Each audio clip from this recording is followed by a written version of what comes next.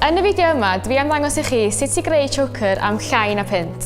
Cwbl ydych chi angen ydy edo nydwydd, keyring, bead, botwm, link, pliers a riban melfed.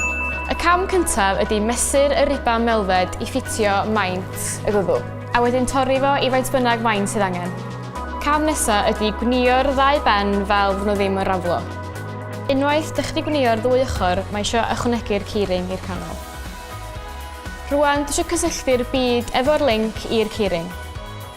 Wedyn, mae eisiau torri'r riban yn y cefn ddim cweit yn y canol. Mae angen rhoi y botwm ar yr ochr byraf o'r riban. Rhowch o amgylch eich gwddw i weld lle oes yn gyffyrddus i roi twll y botwm.